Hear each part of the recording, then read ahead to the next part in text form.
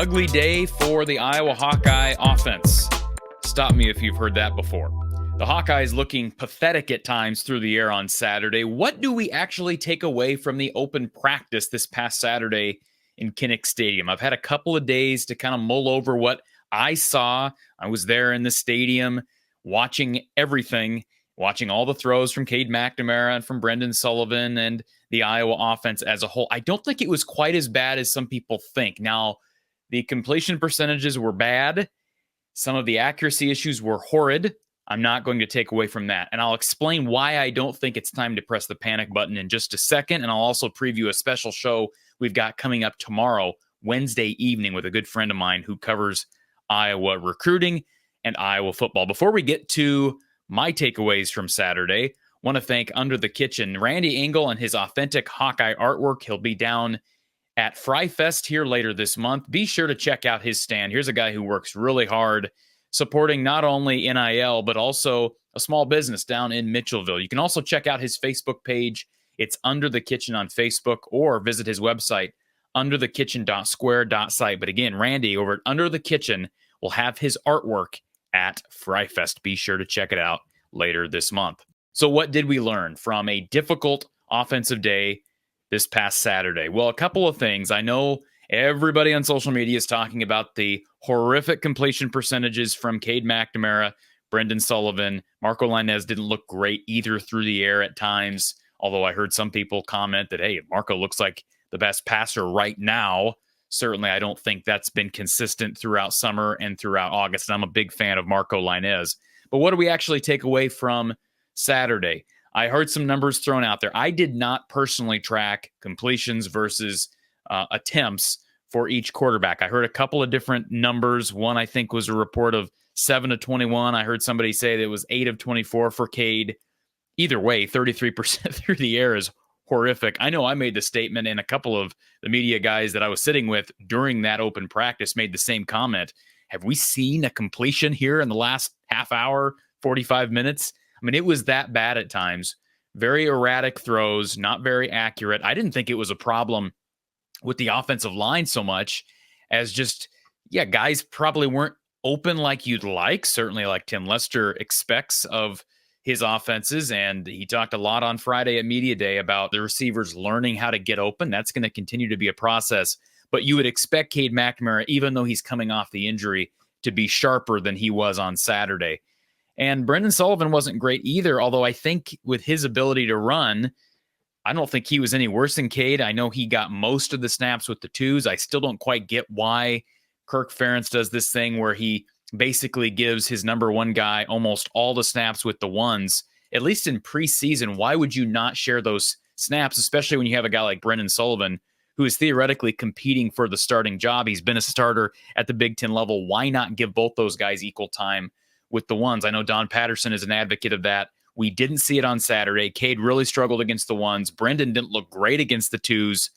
I think he did have a touchdown down in the red zone against the ones. I think I'd have to go back and look at that again. And I have went back and watched some of the tape that we got from the open session on Saturday. But yes, the quarterbacks struggled. I asked Kirk Ferentz right off the bat after Kids Day. I asked him, I said, Kirk, do you believe that what we saw today, offense, defense, etc., is indicative of what you've seen the past week and a half? And he kind of said, yeah, it's been real inconsistent. So I don't know that we read too far into those words other than the last part of what he said. It's been inconsistent. I know some people push the panic button. Oh my goodness, if this is par for the course, what are we doing? I don't know that that's what Kirk meant. I think it's the inconsistency is what he was emphasizing. It's been very inconsistent as it was today. And certainly Saturday was more than inconsistent. It was consistently bad. And nobody's going to argue that. Now, wide receiver drops were a problem, maybe not as big of a problem as we've seen in past practices. Obviously, it matters what you do in an actual game. We've heard really good things about Jacob Gill. He made a nice play or two Saturday, but overall, wide receiver room was really quiet. Now, I will say this. It sounds like the quarterback battle is very close right now, and Kirk kind of acknowledged as much after. I mean, again, they're giving Cade most of the snaps with the ones, but this is consistent with what I fed to everybody and what I was told a few days prior to the Kids Day, that this quarterback room, this competition is closer than some people think. I also think it's fair to bring up that, as we say each and every year, this Iowa defense is really good. In fact, it might be better than in most years. I mean, it's hard to find a glaring weakness right now up front. I'm a little bit more confident with the defensive line than I was heading into the weekend. And I didn't see any Iowa receivers, and certainly the quarterback position, test that cornerback spot opposite of Jamari Harris. And we didn't see Luke Lachey in the game in the scrimmage. He was out, I think, mainly for precautionary reasons. We didn't see Xavier Wampa on defense, so I guess you could say those two guys cancel each other out. But that defense didn't give up anything. So if there's a silver lining with as bad as the pass offense was on Saturday, I thought the run game was better. And obviously the pass defense is in a pretty good spot right now.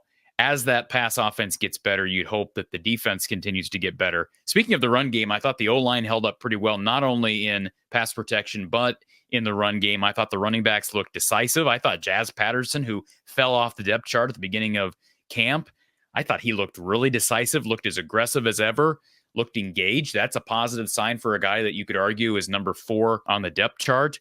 And Kamari Moulton, I mean, he's a guy who's bigger. He did not look like he did a year ago at Media Day. I can tell you that. He was a lot bigger. We saw that with the weight gain during the offseason. And if Iowa can run the ball, it's going to take care of a lot of things. Let's go back to 2020. I'm not saying that we're okay with the passing game of 2020 and the quarterback play of Spencer Petras. I don't think we're going to see that. I'll continue to give my endorsement to Tim Lester that he'll get this thing figured out. They don't need to be elite by the time we hit September. I do think this is going to be a year where you see this pass offense evolve as the season transpires. This is his first year with the program. Can they beat Illinois State, Troy, Iowa State, Minnesota, the first 4 games on the schedule without a very good pass offense? Yes. Obviously, the Iowa State game is the challenging one. That's the most difficult game in September. But I do think they can go 4-0 if they can run the ball effectively. In 2020, they should have been, you could argue, 7-1 or 8-0. Frankly, they should have won that game at Purdue, and then they blew a 3-score advantage against Northwestern at home. They rattled off 6 straight wins after, behind a really good defense and a really good running game. It's the last time Iowa ran the football well was during that COVID season. If they can get back to running the ball well, which it looked like they ran the ball pretty well Saturday, it's going to be more difficult if teams start loading the box and taking away the run game, but it should open up the pass plays, play action, etc. And that should help the offense get confidence, the wideouts get confidence, and we'll just see. Now, I will say this.